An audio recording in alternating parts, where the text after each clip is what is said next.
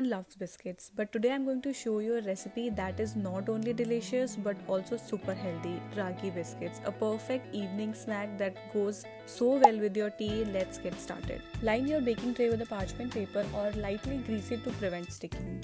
First take a mixing bowl, then add ragi flour, oats flour and baking soda, then mix it well. Now take a separate bowl, add butter and jaggery and beat them together until light and creamy. You can also use ghee instead of butter, it gives rich and traditional flavor. After mixing the butter and jaggery well, slowly add in your dry ingredients a little at a time and keep mixing until everything comes together. Just mix gently. Now add milk 1 tablespoon at a time to bring the mixture together into a dough. Don't pour all the milk at once, add gradually as needed.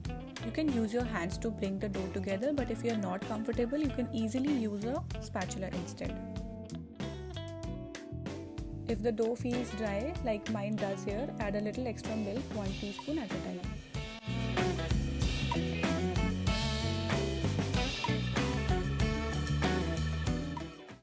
I'm adding a few chopped almonds into the dough for extra crunch. You can skip this step and simply use them on top as garnish.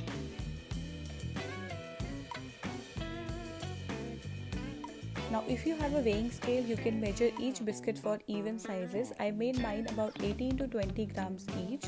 But if you don't have a scale, just eyeball it and shape them evenly. Once you have shaped the biscuit, place them on a baking tray and sprinkle some finely chopped almonds on top for garnish. Now you can bake the biscuits directly or chill them in the fridge for 15 to 20 minutes so the butter sets. Then bake at 180 degree for about 15 to 20 minutes until they turn crisp and golden.